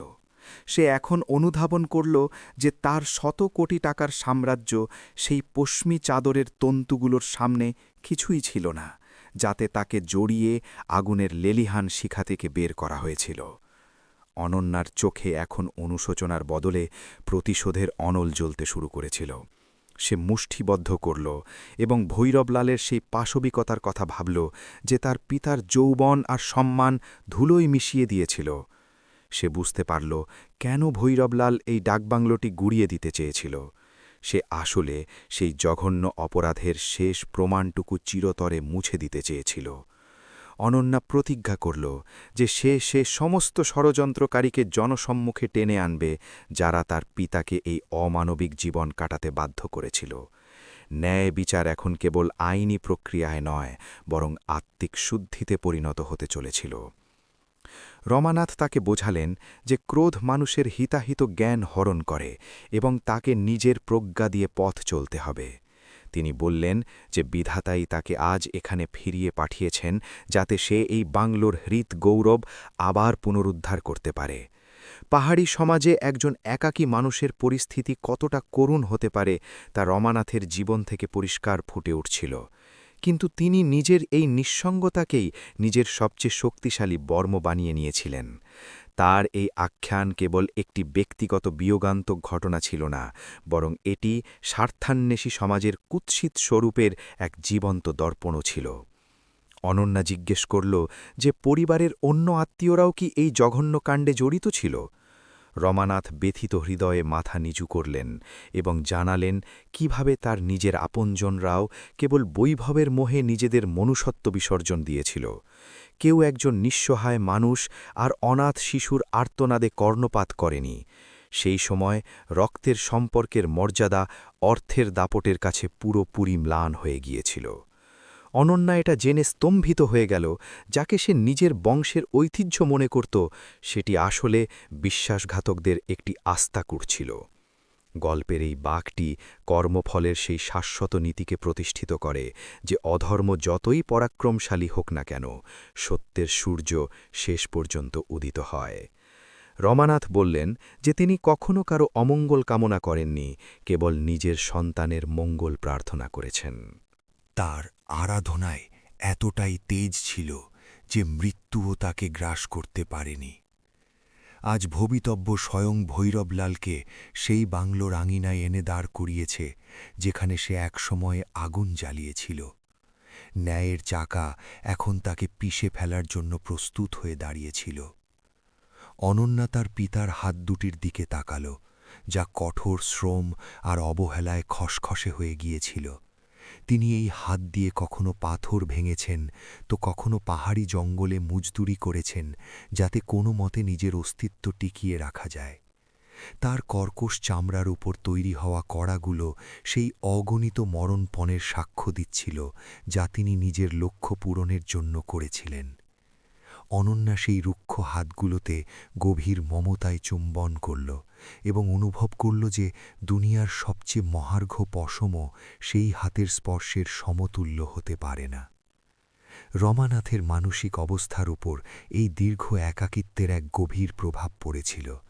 তিনি প্রায়ই বুনো গাছপালার সাথে কথা বলতেন এবং সেই মানুষদের কণ্ঠস্বর শুনতেন যারা বহু আগেই লোকান্তরিত হয়েছেন। কিন্তু তার ভেতরের স্নেহের প্রদীপ কখনো নির্বাপিত হয়নি। তিনি প্রতি বছর অনন্যার জন্মদিনে একটি ছোট মোমবাতি জ্বালিয়েছেন আর তার নামের এক মুঠো চাল আলাদা করে তুলে রেখেছেন। এটি একজন পিতার উন্মাদনা ছিল না, বরং এক অটল বিশ্বাস ছিল যে পবিত্র ভালোবাসা কখনো পরাজয় মানে না। তার এই দৃঢ় সংকল্প অনন্যার পুরো জীবন দর্শনকে আমূল বদলে দিয়েছিল। বাংলোর বাইরে বৃষ্টির ঝাপটা এখন স্থিমিত হয়ে গিয়েছিল, কিন্তু চাল থেকে জল পড়ার টপ টপ শব্দ আজও অবিরাম প্রতিধ্বনিত হচ্ছিল। নিস্তব্ধতা এতটাই নিবিড় ছিল যে রমানাথের প্রতিটি নিঃশ্বাস যেন এক একটি মহাকাব্য বলছে বলে মনে হচ্ছিল। হারিকেনের আলোয় তার ছায়া দেয়ালে এক বিশাল আকৃতি ধারণ করেছিল, যা হয়তো তার হিমালয় সদৃশ ব্যক্তিত্বের প্রতীক ছিল। অনন্যার মনে হল সেই জরাজীর্ণ ঘরে নয়, বরং ইতিহাসের এমন এক স্বর্ণালী অধ্যায়ে দাঁড়িয়ে আছে, যেখানে স্নেহ আর আত্মবলিদান মিলে যমরাজকেও হার মানিয়েছে। অনন্যা নিজের মনে একটি নিশ্ছিদ্র পরিকল্পনা তৈরি করে নিয়েছিল যে সে কিভাবে এই অপরাধীদের চরম দণ্ড দেবে। সে নিজের ল্যাপটপের মাধ্যমে কিছু ডিজিটাল নথি আর ব্যাংক লেনদেনের তদন্ত শুরু করার নির্দেশ দিল।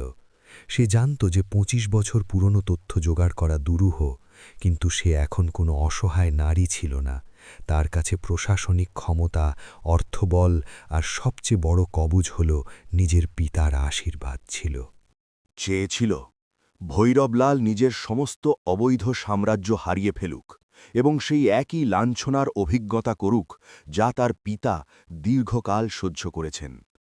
রমানাথ অনন্যার চোখে প্রতিশোধের স্ফুলিঙ্গ দেখলেন এবং তাকে নিজের বুকে টেনে নিলেন। তিনি বললেন যে প্রকৃত বিজয় তাকে চূর্ণ করার মধ্যে নেই যে আমাদের ক্ষতবিক্ষত করেছে, বরং নিজেকে এতটা উচ্চতায় নিয়ে যাওয়ার মধ্যে আছে যে সে আমাদের সামনে ধূলিকণার মতো তুচ্ছ প্রতীয়মান হয়। তিনি অনন্যাকে মনে করিয়ে দিলেন যে তার মা একজন পরম দয়ালু নারী ছিলেন এবং তিনি চাইতেন না যে তার সন্তান প্রতিহিংসার অনলে দগ্ধ হয়।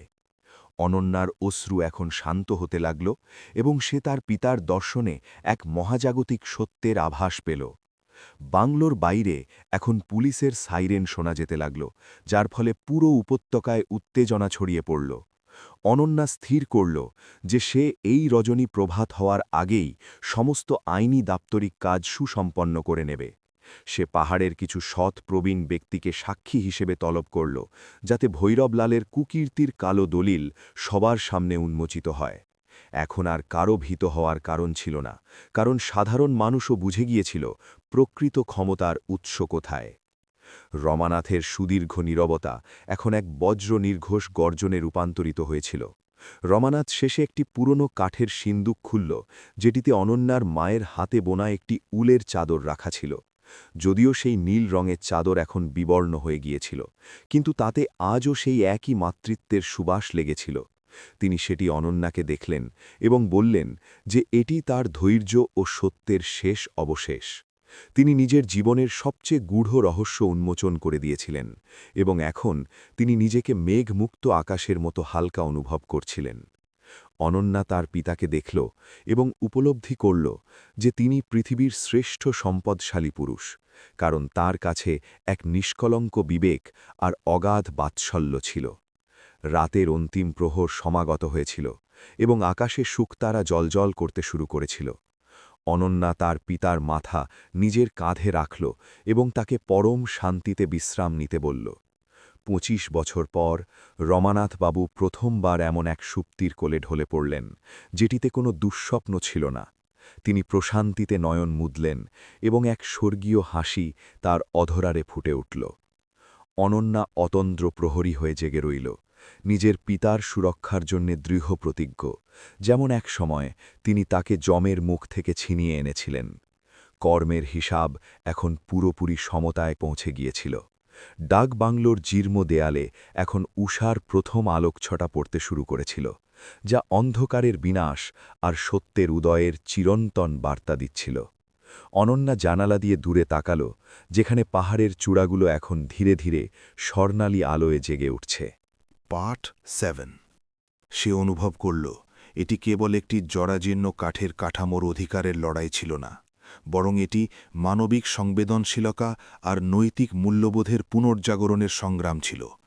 তার বাবা যে মর্যাদার সাথে এই দীর্ঘ নির্বাসন অতিবাহিত করেছেন, তা যে কোনো উচ্চশিক্ষার চেয়ে অনেক বেশি গভীর ও জীবনমুখী শিক্ষা ছিল। রমানাথ বাবুর মুখে এখন সেই ক্লান্তির ছাপ ছিল না, যা গতকাল পর্যন্ত তাকে আষ্টেপিষ্টে ঘিরে রেখেছিল।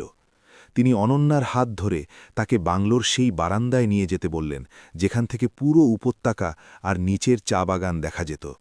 তিনি চেয়েছিলেন তার পিতা এটা বুঝুক যে ক্ষমতার প্রকৃত সার্থকতা অন্যের সুরক্ষা আর সেবার মধ্যে নিহিত থাকে। অনন্যা তার পিতার এই আদর্শকে শিরোধার্য করল এবং নিজের জীবনের ধ্রুবতারা স্থির করে নিল। সে এখন কেবল একজন কর্পোরেট প্রধান নয়, বরং নিজের পিতার মহান ত্যাগের সত্যিকারের উত্তরাধিকারী ছিল। ডাকবাংলোর পরিবেশে এখন এক নতুন প্রাণের সঞ্চার হচ্ছিল, যেন দীর্ঘদিনের বিষণ্ণ স্মৃতিগুলো এখন আশীর্বাদে রূপান্তরিত হচ্ছে। অনন্যা অনুভব করল যে নিয়তির এই পরিক্রমা তাকে কেবল নিজের জন্মদাতা পর্যন্ত নিয়ে আসেনি, বরং তাকে নিজের আত্মপরিচয় আর শেকড়ের সাথেও নিবিড়ভাবে জুড়ে দিল। এখন তার কোনো বিলাসবহুল রিসর্টের মোহ ছিল না, কারণ তার বাবার চোখের তৃপ্তিই ছিল তার জীবনের শ্রেষ্ঠ ঐশ্বর্য। এই অধ্যায়টি কোনো শোকগাথা নয়, বরং এক শাশ্বত সত্যের জয়গান ছিল, যা সব কিছু উলটপালট করে দিয়েছিল। ভোরের প্রথম কিরণ নীলগিরির চূড়াগুলোকে সোনালি রঙে রাঙিয়ে দিল, যেন ধরিত্রী নিজেই এই নতুন প্রভাতকে বরণ করে নিচ্ছে। অনন্যা পুরো রাত জেগে সেই সব আইনি নথিপত্র আর প্রমাণের চুলচেরা বিশ্লেষণ করেছিল, যা তার সহযোগীরা বিশেষ বার্তাবাহকের মাধ্যমে শহর থেকে পাঠিয়েছিল। তার চোখে ক্লান্তি ছিল, কিন্তু মনে এক অদম্য সংকল্পের আভা চমকাচ্ছিল। সে বাংলোর জানলা দিয়ে বাইরে দেখল, যেখানে পাহাড়ের মানুষ ধীরে ধীরে চত্বরে জড়ো হচ্ছিল। তাদের মনে হচ্ছিল আজ কোনো এক বিশাল অন্যায়ের অবসান হতে চলেছে। পুলিশের কয়েকটি জিপ সাইরেন বাজিয়ে মহাজন ভৈরবলালের বিলাসবহুল প্রাসাদের সামনে গিয়ে থামল, যার ফলে পুরো উপত্যকায় হুলস্থুল পড়ে গেল। অনন্যা নিজে তদন্তকারী কর্মকর্তার সাথে সেখানে পৌঁছল এবং সে ২.৫ দশকের পুরনো সেই গভীর ষড়যন্ত্রের নথিপত্র পেশ করল, যেটিতে স্বাক্ষর জালিয়াতি আর অগ্নিকাণ্ডের অকাট্য প্রমাণ ছিল। ভৈরবলাল নিজের প্রতিপত্তির ভয় দেখানোর চেষ্টা করল, কিন্তু যখন সে জানতে পারল যে তার সামনে রাজধানীর সবচেয়ে ক্ষমতাশালী ব্যক্তিত্ব দাঁড়িয়ে আছে, তখন তার দম্ভ মাটির সাথে মিশে গেল। আইনের অমোঘ হাত অবশেষে সেই অপরাধীকে বন্দী করে নিয়ে গেল। পাহাড়ের মানুষের সামনে ভৈরবলালকে হাতকড়ি পরানো নিয়ে যাওয়া হলো, যে গতকাল পর্যন্ত এখানকার অঘোষিত সম্রাট হয়ে দাপিয়ে বেড়াত। তার চোখে এখন সেই একই বিভীষিকা ছিল, যা সে একসময় নিঃসহায় রমানাথের অন্তরে তৈরি করেছিল। জনতা দেখল কিভাবে মিথ্যার দুর্গ তাসের ঘরের মতো ধসে পড়ল। এটি কর্মফলের সেই মাহেন্দ্রকোণ ছিল, যখন ন্যায় বিচার নিজেই নিজের বিজয় ঘোষণা করল। পার্ট ৮। ভিড়ের মধ্যে দাঁড়িয়ে থাকা শ্রমিকরা এখন অপরাধ বোধে একে অপরের দিকে তাকাচ্ছিল, কারণ তারাও সেই অবিচারের নীরব সাক্ষী ছিল। অনন্যা আবার ডাকবাংলোয় ফিরে এলো এবং সে উপত্যকার সমস্ত বয়োজ্যেষ্ঠ আর তরুণদের উঠোনে আমন্ত্রণ জানাল। সে প্রদীপ্ত কণ্ঠে তার বাবার দীর্ঘ সংগ্রাম আর সেই ভয়াল আগুনের রাতের গোপন সত্য বর্ণনা করল, যা শুনে উপস্থিত সবার চোখ অশ্রুসিক্ত হয়ে গেল। সে জানালো কিভাবে এক নিঃসঙ্গ মানুষ সমাজের অবহেলা মুখ বুজে সহ্য করেও সত্যের পথ থেকে বিচ্যুত হননি। তার কণ্ঠে প্রতিশোধের তৃষ্ণা নয়, বরং এক গভীর হাহাকার ছিল, যা এখন ন্যায্য বিচারে রূপান্তরিত হয়েছে। উপত্যকার মানুষ এখন অনুতপ্ত হয়ে নিজেদের মাথা নিচু করে দাঁড়িয়ে রইল। প্রবীণ মরল সামনে এগিয়ে রমানাথ বাবুর সামনে কর জোরে দাঁড়ালেন এবং পুরো জনপদের পক্ষ থেকে ক্ষমা ভিক্ষা করলেন। তিনি স্বীকার করলেন যে অজ্ঞতা আর অন্ধ সংস্কার তাদের বিবেককে আচ্ছন্ন করে দিয়েছিল, যার কারণে তারা এক ত্যাগী মহাপুরুষকে অমানসিক লাঞ্ছনা দিয়েছে। পাহাড়ি নারীরা রমানাথের পা নিজেদের চোখের জলে ধুইয়ে দিল এবং তার কাছে প্রার্থনা করল যেন তিনি তাদের এই হীনমন্যতা ক্ষমা করে দেন। রমানাথ বাবু কেবল এক শান্ত হাসি দিলেন এবং বললেন যে সময়ের চেয়ে বড় কোনো মহাগুরু হয় না, আর তিনি কারো প্রতি কোনো ক্ষোভ পোষণ করেন না। অনন্যা ঘোষণা করল যে এই ডাকবাংলো এখন কোনো বিলাসবহুল পর্যটন কেন্দ্র হবে না, বরং এটিকে এক সুবিশাল শিক্ষা নিকেতন আর আধুনিক স্বাস্থ্যকেন্দ্রে রূপান্তরিত করা হবে। সেই প্রতিষ্ঠানের নাম রমানাথ পিতৃসেবা কেন্দ্র রাখার সিদ্ধান্ত নিল, যেখানে উপত্যকার প্রতিটি শিশু উন্নত শিক্ষা আর বিনা পয়সায় চিকিৎসা পরিষেবা পাবে। সে পরিষ্কার করে দিল যে সে নিজের উপার্জিত সম্পদের একটি বিশাল অংশ এই অঞ্চলের উন্নয়নে ব্যয় করবে, যাতে এখানকার কোনো শিশু অন্ধকারের অতলে তলিয়ে না যায়। পাহাড়ের মানুষ উল্লাসের সাথে এই সিদ্ধান্তকে স্বাগত জানাল। বাংলো সংস্কারের কাজ দ্রুত গতিতে শুরু হয়ে গেল, যেখানে নামী ইঞ্জিনিয়ার আর স্থানীয় মজদুররা কাঁধে কাঁধ মিলিয়ে কাজ করল। পুরনো কাঠের দেওয়াল পাল্টে সেগুলোকে মজবুত আর আধুনিক করা হলো, আর ভাঙা জানালার জায়গায় সুন্দর কারুকার্যময় কাঁচ লাগানো হলো। রমানাথবাবু নিজে প্রতিটি কাজের তদারকি করতেন। তার জীর্ণ মুখে এখন সেই জৌলুস ফিরে এসেছে যা ২৫ বছর আগে হারিয়ে গিয়েছিল। তিনি এখন আর একজন ব্রাত্য উন্মাদ নন, বরং পুরো পাহাড়ের পিতা হয়ে উঠেছেন। অনন্যা সেই পুরনো শিব মন্দিরটির জীর্ণ সংস্কার করাল এবং ভাঙা শিবলিঙ্গের জায়গায় এক অপূর্ব কোষ্ঠী পাথরের বিগ্রহ স্থাপন করল। মন্দিরের দেয়ালে শ্লোকগুলোকে তাম্রলিপিতে খোদাই করানো হল, যার ফলে পুরো এলাকা এক পবিত্র আমেজে ভরে উঠল। যেদিন মন্দিরের পুনঃপ্রতিষ্ঠা হল, সেদিন পুরো উপত্যকা মিলে উৎসবে মেতে উঠল। শঙ্খধ্বনি আর ঘণ্টার আওয়াজ বাংলোর সেই পুরনো ক্ষতগুলোকে যেন নিরাময় করে দিল, যা যুগের পর যুগ টাটকা ছিল। ভক্তি আর শ্রদ্ধার এক নতুন জোয়ার বয়ে গেল। একদিন গোধূলি বেলায় অনন্যা তার বাবার কাছে রাজধানী যাওয়ার অনুরোধ করল, যাতে তিনি সেখানকার আধুনিক সুযোগ সুবিধার মাঝে থাকতে পারেন। সে বলল যে সে সেখানে তার জন্য এক রাজপ্রাসাদ সমতুল্য আবাস তৈরি করেছে, যেখানে প্রতিটি সুখ তার আয়ত্তে থাকবে। রমানাথ আদরে তার হাত ধরলেন এবং বাংলোর চারপাশের পাহাড়ের দিকে ইশারা করলেন। তিনি বললেন যে তার আত্মা এই পাইন বনের হাওয়া আর কাঠের গন্ধের মধ্যেই মিশে আছে, আর তিনি এখন নিজের শেকড় ছেড়ে কোথাও যেতে চান না। তার পরম শান্তি এই পবিত্র মাটিতেই ছিল। রমানাথ বাবু বললেন যে প্রকৃত তৃপ্তি অট্টালিকায় থাকাতে নেই, বরং সেই সব মানুষের মাঝে থাকাতে আছে যাদের সাথে আমাদের ভাগ্য এক সূত্রে গাঁথা। তিনি চেয়েছিলেন তিনি তার অন্তিম কাল পর্যন্ত এই বাংলোতেই থাকুন, আর পাহাড়ের শিশুদের জ্ঞানের আলোয় আলোকিত হতে দেখুন। অনন্যা তার পিতার মহানুভবতার আরও এক অনন্য প্রমাণ পেল, এবং সে স্থির করল যে সেও এখন তার অধিকাংশ সময় এই পাহাড়েই অতিবাহিত করবে। সে নিজের প্রতিষ্ঠানের একটি আঞ্চলিক দপ্তর পাশের শহরে খোলার সিদ্ধান্ত নিল, যাতে সে তার বাবার সান্নিধ্যে থাকতে পারে। যেমন যেমন দিন অতিবাহিত হতে লাগল, উপত্যকার রূপ বদলে যেতে লাগল, এবং সেটি এক আদর্শ জনপদ হিসেবে গড়ে উঠল। ভৈরব লালের সমস্ত অসাধু উপায়ে অর্জিত সম্পত্তি বাজেয়াপ্ত করা হল, এবং সেটি সেই ভূমিহীনদের মাঝে বণ্টন করা হল যাদের থেকে তা বলপূর্বক কেড়ে নেওয়া হয়েছিল। আইন নিজের অমোঘ গতিতে চলল এবং অপরাধীদের অন্ধকার প্রকোষ্ঠে পাঠিয়ে দেওয়া হল। কর্মের চাকা এখন পুরোপুরি ভারসাম্য লাভ করেছিল, যেখানে আসুরিক শক্তির পতন আর শাশ্বত সত্যের জয় হয়েছিল। উপত্যকায় এখন আর কেউ রমানাথকে অভিশপ্ত বলত না। বিদ্যালয়ের ঘণ্টা যখন প্রথমবার বেজে উঠল, তখন রমানাথের দু চোখে পরম তৃপ্তির জল টলমল করছিল। তিনি দেখলেন কিভাবে ছোট্ট শিশুরা পিঠে ব্যাগ নিয়ে বাংলোর প্রাঙ্গণে ছুটছে, যেখানে একসময় স্তব্ধতা আর বিভীষিকার রাজত্ব ছিল। তিনি নিজে পাঠশালায় গিয়ে শিশুদের নীতি গল্প আর সত্যের আখ্যান শোনাতেন, যা থেকে তারা প্রকৃত মনুষ্যত্বের শিক্ষা পেত। অনন্যার মনে হল সে তার জীবনের সবচেয়ে সার্থক বিনিয়োগটি করেছে, যেটিতে বৈষয়িক মুনাফা নয়, বরং অগাধ ভালোবাসা আর অন্তরের প্রশান্তি মিলেছে। বাংলোর পাঠাগারে অনন্যা তার বাবার পুরনো দিনজঞ্জি খুঁজে পেল, যেটিতে তিনি এই অঞ্চলের মানুষের উন্নয়নের স্বপ্নের কথা লিখেছিলেন। সেই প্রতিটি ছত্র পড়ে অনন্যার অনুভব হল যে সে কেবল নিজের পিতৃ ঋণ শোধ করছে না, বরং তার বাবার অধরা স্বপ্নগুলোকেও বাস্তবে রূপ দিচ্ছে। সে উপলব্ধি করল যে পিতৃস্নেহের ঋণ কখনও পরিশোধ করা সম্ভব নয়, সেটিকে কেবল নিরন্তর সেবার মাধ্যমে সম্মান জানানো যায়।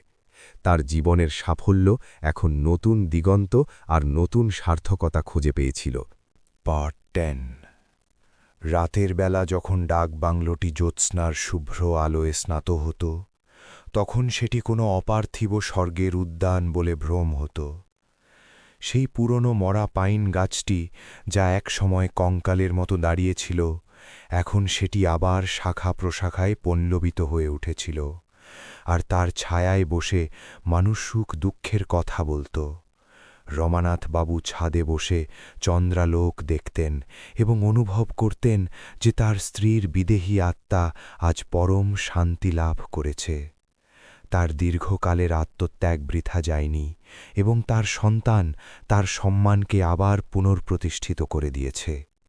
সূর্যকান্ত নিজের পিতার স্মৃতির উদ্দেশ্যে একটি বিশাল পাঠাগার ও জনকল্যাণ কেন্দ্র গড়ে তুলেছিল, যেখানে পাহাড়ি অঞ্চলের দুর্লভ পাণ্ডুলিপি ও প্রাচীন পুঁথি সংরক্ষিত রাখা হয়েছিল। সে প্রতিদিন বিকেলে সেখানে সময় কাটাত আর পাহাড়ের ঢালে বসা অসহায় মানুষের আশ্রয়ের ব্যবস্থা করত, যা তার অশান্ত মনে এক গভীর তৃপ্তি এনে দিত।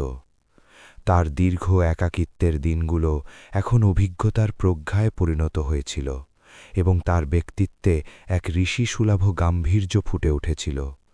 দূর দূরান্ত থেকে মানুষ এখন তার কাছে পরামর্শ ও সান্ত্বনা পেতে আসত, কারণ তারা তাকে ন্যায়ের এক জীবন্ত প্রতীক হিসেবে গণ্য করতে শুরু করেছিল। রমানাথ গ্রামের এই নতুন রূপের জয়গান এই ধ্রুব সত্যেরই সাক্ষ্য দিচ্ছিল যে সময়ের চক্র মন্থর গতিতে চললেও তার বিচার অত্যন্ত অমোঘ হয়। যারা এক সময় চক্রান্তের জাল বুনে সূর্যকান্তকে ঘরছাড়া করেছিল, তারা আজ নিজেদের কৃতকর্মের অনুশোচনায় দগ্ধ হচ্ছিল। আর যে ধৈর্যের সাথে লড়াই চালিয়ে গিয়েছিল, ভাগ্য তাকে সেই সমস্ত সম্মান ও প্রতিপত্তি ফিরিয়ে দিল যা সে হারিয়েছিল। সূর্যকান্ত ও তার জন্মভূমির এই পুনর্মিলন কেবল একটি ব্যক্তিগত অধিকারের লড়াই রইল না, বরং তা সমগ্র জনপদের জন্য এক নৈতিক বিপ্লবে পরিণত হল। সত্য আর ত্যাগের এই জয় মানবিক মূল্যবোধের প্রতি মানুষের আস্থা ফিরিয়ে দিল। পাহাড়ি পথের মোড়ে এখন প্রতি রাতে মশাল জ্বালানো হতো, যা কুয়াশার মধ্যে পথ হারানো পথিকদের সঠিক গন্তব্যের হদিস দিত। এই আলো কেবল অন্ধকার দূর করার জন্য ছিল না, বরং তা মানবতা ও সাহসের ইশারা ছিল। সূর্যকান্ত তার জীবনের কঠিন সময় থেকে শিখেছিল যে বৈভব অর্জন করা সহজ, কিন্তু নিজের সততা রক্ষা করা এবং তা আমৃত্যু ধরে রাখা সবচেয়ে কঠিন সাধনা। তার পরিচালনা কৌশলে এখন সহমর্মিতা ও উদারতার ছোঁয়া লেগেছিল, যার ফলে তার প্রতিষ্ঠানগুলো আরও সুপ্রতিষ্ঠিত হতে লাগল। পর্ট 11। কয়েক বছর পর যখন রামনাথ একটি আদর্শ জনপদে রূপান্তরিত হল, তখন স্থানীয় কর্তৃপক্ষ সূর্যকান্তকে বিশেষ নাগরিক সম্মানে ভূষিত করার প্রস্তাব দিল। সে অত্যন্ত বিনম্রতার সাথে তা প্রত্যাখ্যান করল এবং জানাল যে তার আসল পুরস্কার সেই যুবকদের চোখে যারা আজ স্বাবলম্বী হওয়ার স্বপ্ন দেখছে। সে সব সময় নিজেকে একজন সাধারণ সেবক হিসেবেই পরিচয় দিতে পছন্দ করত। তার এই অহংকারহীন জীবন তাকে মানুষের হৃদয়ে আরও উচ্চাসনে বসাল এবং সে ইতিহাসের পাতায় এক কালজয়ী ব্যক্তিত্বের মতো অমর হয়ে রইল। সূর্যকান্ত এখন উপলব্ধি করতে পারল যে খ্যাতির চূড়ায় পৌঁছনোর পরেও নিজের শিকড় ও অতীতকে ভুলে যাওয়া আত্মহননের শামিল। সে তার পূর্বপুরুষদের সংগ্রাম ও আদর্শ নিয়ে একটি স্মারক গ্রন্থ রচনা করল, যাতে উত্তরসূরিরা জানতে পারে যে প্রতিকূলতার মুখে অবিচল থাকা কতটা জরুরি। সেই বইটি প্রতিটি ঘরে সমাদৃত হতে লাগল এবং তা গ্রামের মানুষের মানসিকতায় এক বৈপ্লবিক পরিবর্তন নিয়ে এল। আর তো মানুষের প্রতি সমাজের অবজ্ঞা দূর হতে শুরু করল এবং বঞ্চিতরা সম্মানের সাথে বাঁচার নতুন আলো খুঁজে পেল। শেষ দৃশ্যে সূর্যকান্ত পাহাড়ের সর্বোচ্চ চূড়ায় দাঁড়িয়ে দিগন্তের ওপারে অস্তজামী সূর্যের দিকে তাকিয়েছিল। মেঘের আস্তরণে রঙের খেলা এতটাই মোহময় ছিল যেন কোনো দক্ষ শিল্পী তার তুলির শেষ আঁচড়ে এক সার্থক সৃষ্টি ফুটিয়ে তুলেছেন। সূর্যকান্ত তার ফেলে আসা দিনগুলোর কথা ভাবল এবং মনে মনে বলল যে এই মাটি তার প্রকৃত পরিচয়। সে তার নিজের অস্তিত্বের গভীরে এক প্রশান্তির নিঃশ্বাস নিল। ভাগ্যের দেনা পাওনার হিসাব এখন পূর্ণ ছিল এবং দীর্ঘ প্রতীক্ষার ঋণ পুরোপুরি শোধ হয়ে গিয়েছিল। রামনাথের সেই কেন্দ্রটি এখন কেবল একটি দালান ছিল না, বরং তা ক্ষমা, ধৈর্য ও অদম্য ইচ্ছাশক্তির এক জীবন্ত নিদর্শন হয়ে উঠেছিল। তার প্রাঙ্গণে এখন আর ষড়যন্ত্রের ফিসফিসানি নয়, বরং একতার সুর আর আশার বাণী প্রতিধ্বনিত হতো। এই কাহিনীটি ছিল এমন এক অভিযাত্রার যেখানে এক অটল সংকল্পের নিস্তব্ধতা পুরো সমাজকে নতুন দিশা দেখিয়েছিল। অবশেষে সত্যেরই জয় হল এবং নৈতিকতা সময়ের সীমারেখাকে জয় করে নিল। রামনাথের ইতিহাসে এই অধ্যায়টি সোনালি অক্ষরে লেখা হয়ে গেল।